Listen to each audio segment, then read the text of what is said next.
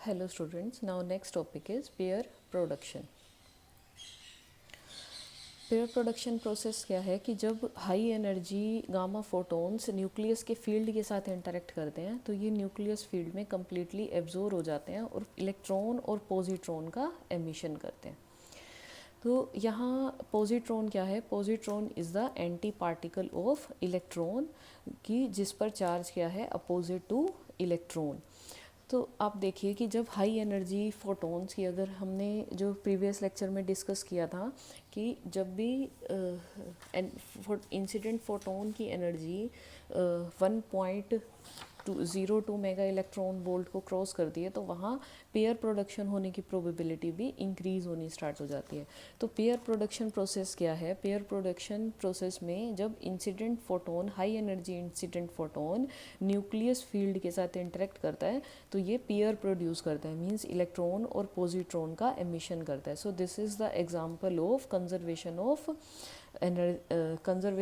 Conversion of energy into matter, कि यहाँ पे क्या हो रहा है कि जो एनर्जी है वो मैटर में कन्वर्ट हो रही है। आप देखिए कि जो रेस्ट मास एनर्जी है किसकी? इलेक्ट्रॉन की रेस्ट मास एनर्जी किसके इक्वल है? M naught C square. अगर हम यहाँ से एनर्जी निकालें किसके लिए? इलेक्ट्रॉन के केस के लिए, तो इलेक्ट्रॉन की जो रेस्ट मास एनर्जी है that is 0.511 mega electron volt. तो जब एक हाई एनर्जी फोटोन इंटरेक्ट करता है न्यूक्लियस के फील्ड के साथ तो वो क्या कर रहा है? पॉजिट्रॉन और इलेक्ट्रॉन का एमिशन कर रहा है। आप यहाँ से देखिए कि जो पॉजिट्रॉन है, पॉजिट्रॉन की रेस्ट मास एनर्जी भी कितनी है? 0.511 मेगा इलेक्ट्रॉन वोल्ट। तो इट मीन्स कि अगर इतनी रेस्ट मास एनर्जी के पार्टिकल एमिट हो रहे हैं तो इंसिडेंट फोटोन की एनर्जी इतनी होनी चाहिए कि जब वो एब्जॉर्ब हो न्यूक्लियस फील्ड के साथ फील्ड में तो वो इतनी रेस्ट मास एनर्जी के मटेरियल को प्रोड्यूस कर सकें। तो अगर हम इसे ऐड करें तो ये एनर्जी कितनी बनती है? 1.02 मेगा इलेक्ट्रॉन वोल्ट। तो आप यहाँ से देखिए कि अगर इंसिडेंट फोटोन की जो फ्रिक्वेंसी है वो म्यू है तो इसकी एनर्जी क्या होगी? एच न्यू होगी। तो अगर इतनी एनर्जी का फोटोन न्यूक्लियस फील्ड में एब्जॉर्ब हो रहा है तो क्या प्रोड्यूस कर रहा है? पॉजिट्रॉन एंड इलेक्ट्रॉन प्रोड्यूस कर रहा है। तो पॉजिट्रॉन प्रोड्यूस करेगा तो उसकी रेस्ट मास एनर्जी कितनी होगी? E positron into C square plus में mass of electron into C square. तो इसी के साथ जो ये कितनी एनर्जी यूज़ हो जाएगी इनको प्रोड्यूस करने में, और जो रेस्ट एनर्जी होगी फोटोन की वो क्या बन जाएगी? That will be the kinetic energy of positron plus में काइनेटिक एनर्जी ऑफ इलेक्ट्रॉन। आप यहाँ से देखिए कि अगर इन जो पॉजिट्रॉन और इलेक्ट्रॉन एमिट हो रहे हैं, अगर इन एमिटेड पॉजिट्रॉन और इलेक्ट्रॉन की काइनेटिक एनर्जी ज़ीरो हो जाए, अगर यहाँ पर ये काइनेटिक एनर्जी ज़ीरो हो जाए तो यहाँ फोटोन की जो एनर्जी है, this photon will produce positron and electron with rest mass energy. तो उस केस में फोटोन की एनर्जी किसके इक्वल आ जाएगी? 0.2 मेगा इलेक्ट्रॉन वोल्ट के इक्वल आ जाएगी। तो आप यहाँ से देखिए कि जैसे ही इंसिडेंट फोटोन की एनर्जी इस एनर्जी को क्रॉस करती है तो वहाँ पेयर प्रोडक्शन के थ्रू इंसिडेंट फोटोन के एब्जॉर्ब होने की प्रोबेबिलिटी भी इंक्रीज़ होनी स्टार्ट हो जाती है। तो जैसे जैसे फोटोन की एनर्जी इंक्रीज़ होती है तो इतनी एनर्जी किस में यूज़ हो जाती है? In producing electron and positron, और जो रेस्ट एनर्जी होगी वो की क्या बन जाएगी? That will be kinetic energy of positron and electron. जैसे कि आप यहाँ से देखिए कि सपोज अगर 3 मेगा इलेक्ट्रॉन वोल्ट का फोटोन इंसिडेंट किया जाए किस पे? मैटर पे, तो 3 मेगा इलेक्ट्रॉन वोल्ट में से 1.02 मेगा इलेक्ट्रॉन वोल्ट एनर्जी क्या किस में यूज़ हो जाएगी? इनको प्रोड्यूस करने में। और जो अब रेस्ट एनर्जी बच गई 2 मेगा इलेक्ट्रॉन वोल्ट, तो वो क्या बन जाएगी? That will be shared kinetic energy of positron and electron. तो ये इलेक्ट्रॉन और पॉजिट्रॉन रेस्ट एनर्जी को शेयर कर लेते हैं। आप यहाँ से देखिए कि जो पॉजिट्रॉन है, पॉजिट्रॉन पे चार्ज क्या है? प्लस, और इलेक्ट्रॉन पे चार्ज माइनस है। और न्यूक्लियस क्या है? Nucleus is positively charge. तो जब ये पॉजिट्रॉन और इलेक्ट्रॉन प्रोड्यूस होते हैं तो पॉजिट्रॉन न्यूक्लियस फील्ड से रिपेल होता है और इलेक्ट्रॉन न्यूक्लियस फील्ड की तरफ अट्रैक्ट होता है। तो पॉजिट्रॉन के पास समवट क्या है, थोड़ी ज़्यादा एनर्जी है in comparison with electron, but जैसे जैसे इंसिडेंट फोटोन की एनर्जी इंक्रीज होनी स्टार्ट होती है तो इनकी एनर्जी, काइनेटिक एनर्जी में जो डिफरेंस प्रोड्यूस हो रहा था इनके चार्ज की वजह से, वो भी डिसअपियर होना स्टार्ट हो जाता है. So this is pair production process. और पेयर प्रोडक्शन प्रोसेस का जो एक्सप्लेनेशन है, ये क्लासिकल फिज़िक्स इसे एक्सप्लेन नहीं कर पाई थी, तो क्वांटम मैकेनिक्स में इसे एक्सप्लेन किया गया. और फर्स्ट डेराग साइंटिस्ट थे जिन्होंने इसकी थ्योरेटिकल एक्सप्लेनेशन दी थी. उन्होंने बताया कि आप देखिए कि हम एनर्जी के लिए रिलेशन स्टडी करते हैं, that E square is equals to p square c square plus में एम नोट स्क्वायर C4. तो हम क्या लिख सकते हैं इसे, plus minus p square c square plus m naught square C4 का अंडर रूट. तो आप यहाँ से देखिए कि अगर यहाँ P की वैल्यू ज़ीरो हो जाए, मीन्स अगर मोमेंटम ज़ीरो हो जाए, तो एनर्जी किसके इक्वल आ जाएगी, this will be plus minus M naught C square C4 under root, या फिर हम लिख सकते हैं E is equals to plus minus M naught C square. तो डायरेक्ट साइंटिस्ट थे जिन्होंने पेयर प्रोडक्शन को एक्सप्लेन किया और बताया कि किस तरह से कि जो इलेक्ट्रॉन्स हैं इनके नेगेटिव एनर्जी स्टेट्स में भी एग्जिस्ट करते हैं.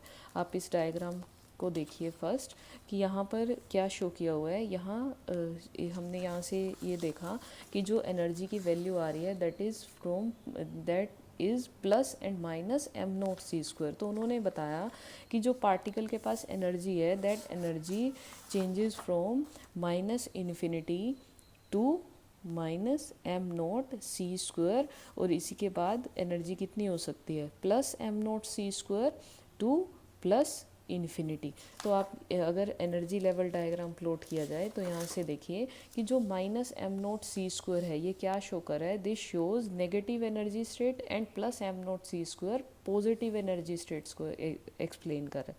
तो यहाँ से नेगेटिव एनर्जी स्टेट्स क्या हैं कि डायरेग ने इन 1928 थ्रू दिस थ्योरी उन्होंने पेयर प्रोडक्शन को एक्सप्लेन किया थ्योरेटिकली, और ये बताया कि नेगेटिव एनर्जी स्टेट्स भी एग्जिस्ट करती हैं. और इन नेगेटिव एनर्जी स्टेट्स में जो इलेक्ट्रॉन प्रेजेंट हैं, कि अगर हम ये लास्ट फील्ड लेवल की बात करें तो ये लेवल्स क्या हैं, कम्प्लीटली फील्ड लेवल्स हैं, और यहाँ पर इलेक्ट्रॉन्स एग्जिस्ट करते हैं.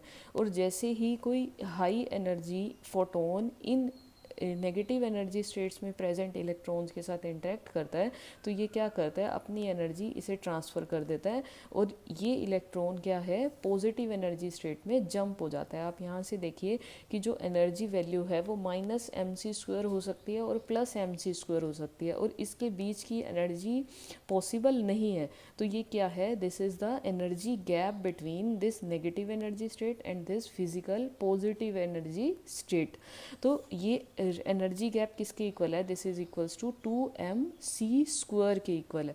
कि जब क्या हो कि फोटोन की एनर्जी इतनी इंसिडेंट की जाए कि वो 2mc स्क्वायर से ग्रेटर है, तो उस केस में ये फोटोन क्या करता है, इन नेगेटिव एनर्जी स्टेट्स में प्रेजेंट जो पार्टिकल्स हैं, इलेक्ट्रॉन्स प्रेजेंट हैं, इन्हें ये अपनी एनर्जी ट्रांसफ़र कर देता है, और ये क्या करते हैं, पॉजिटिव एनर्जी स्टेट्स में जंप हो जाते हैं. तो यहाँ जंप होने की वजह से यहाँ एक वैकेंसी क्रिएट होती है, जिससे क्या बोलते हैं, होल बोलते हैं, which is anti particle of electron having opposite charge with respect two electron.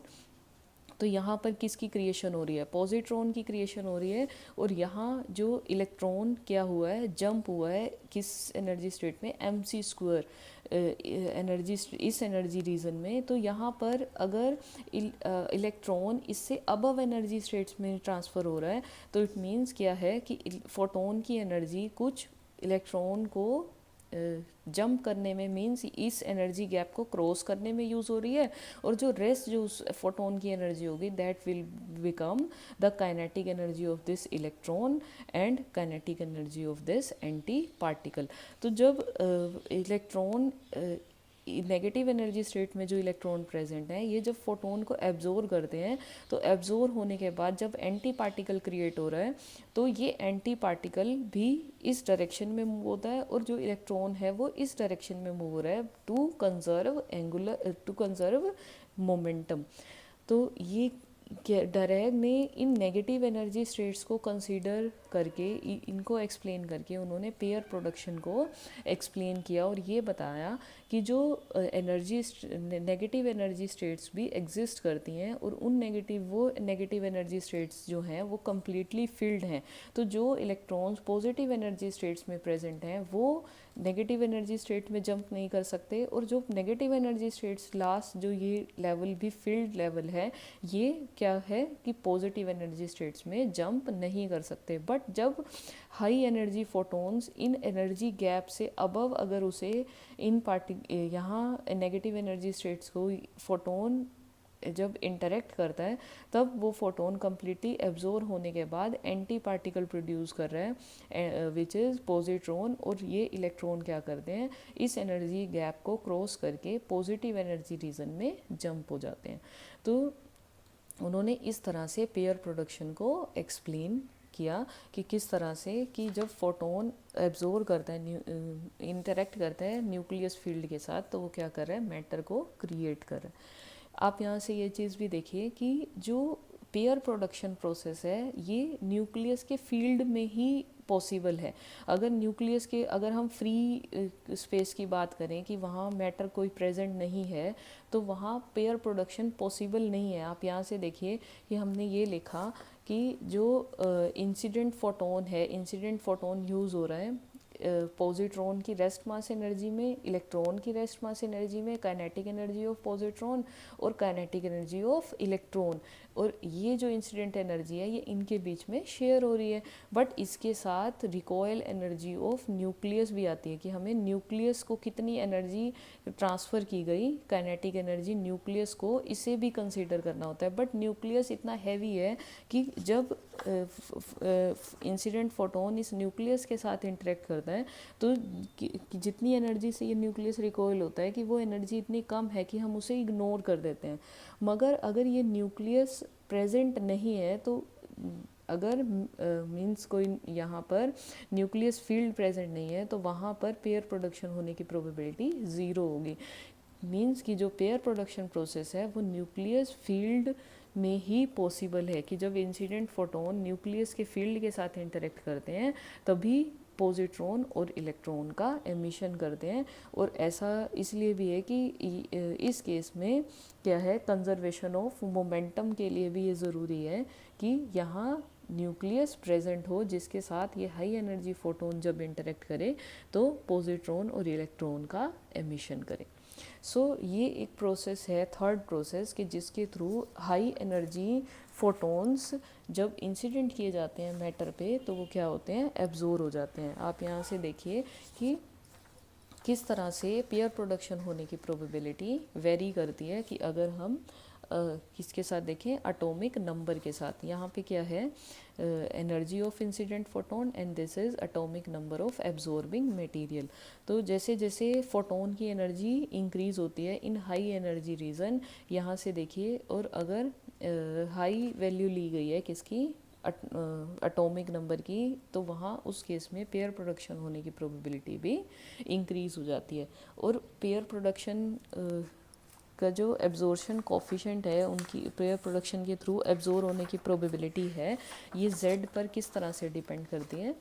Mu pair production is directly proportional to z square, it depends upon the square of atomic number, कि जैसे जैसे atomic number increase होता है वैसे वैसे pair production होने की probability भी इंक्रीज़ होती है। और इसी तरह आप देखिए कि एनर्जी पे किस तरह डिपेंड करता है, it depends on ln, it depends upon directly proportional to, sorry reciprocal नहीं है, दिस इज़ ln एनर्जी, कि जैसे जैसे एनर्जी इंक्रीज़ होती है वैसे वैसे पेयर प्रोडक्शन के थ्रू फोटोन के एब्जॉर्ब होने की प्रोबेबिलिटी भी इंक्रीज़ हो जाती है। आप यहाँ से देखिए कि अगर हम वेरिएशन देखें किसके बीच में एब्जॉर्शन कोफिशिएंट और फोटोन एनर्जी के बीच में, तो 1 मेगा इलेक्ट्रॉन वोल्ट के बाद फोटोन की एनर्जी जैसे जैसे इंक्रीज़ हो रही है फोटोन के पेयर प्रोडक्शन के थ्रू एब्जॉर्ब होने की प्रोबेबिलिटी भी इंक्रीज़ हो जाती है। और कॉम्पटन इफ़ेक्ट के थ्रू पार्टिकल के ऑब्जॉर्व होने की प्रोबेबिलिटी डिक्रीज हो जाती है। तो आप यहाँ से देखिए कि 5 मेगा इलेक्ट्रॉन वोल्ट रीजन के बाद पेयर प्रोडक्शन के थ्रू एब्जॉर्व होने की प्रोबेबिलिटी कॉम्पटन इफेक्ट से ज़्यादा है, और फोटो इलेक्ट्रिक इफेक्ट यहाँ डोमिनेट नहीं करता इन हाई एनर्जी रीजन। तो ये जो ग्राफ प्लॉट किया हुआ है, ये जो वेरिएशन शो की हुई है, दिस इज़ फॉर लेड। और अगर हम टोटल एब्जॉर्प्शन कोफिशिएंट देखें इस मटेरियल के लिए, तो अगर ये सॉलिड लाइन किसको शो कर रही है, this is the total absorption coefficient. तो लो एनर्जी रीजन में किस तरह से कि जैसे जैसे फोटोन की एनर्जी इंक्रीज़ होती है, एब्जॉर्ब होने की प्रोबेबिलिटी डिक्रीज़ हो रही है, और इसके बाद हाई एनर्जी रीजन में अगर लेड मटेरियल चूज़ किया है तो फोटोन के एब्जॉर्ब होने की प्रोबेबिलिटी भी इंक्रीज़ हो जाती है। और ये प्रोबेबिलिटी किसके कोरस्पॉन्डिंगली है, पेयर प्रोडक्शन के थ्रू एब्जॉर्ब होने की प्रोबेबिलिटी है। तो इस तरह से क्या शो किया हुआ है कि फोटोन की एनर्जी चेंज होने से उसके किस मोड के थ्रू फोटोन एब्जॉर्ब होगा, ये शो किया हुआ है। सो ये डॉटेड लाइन किसके लिए, फोटो इलेक्ट्रिक इफेक्ट के लिए, ये किसके लिए, कॉम्पटन इफेक्ट के लिए, और ये लाइन किसके लिए, पेयर प्रोडक्शन के लिए। और सॉलिड लाइन किसको शो कर रही है, टोटल एब्जॉर्प्शन कोफिशिएंट को शो कर रही है। So this is all about pair production कि किस तरह से गामा रेडिएशंस पेयर प्रोडक्शन के थ्रू मटेरियल में एब्जॉर्ब हो सकती हैं। So thank you students.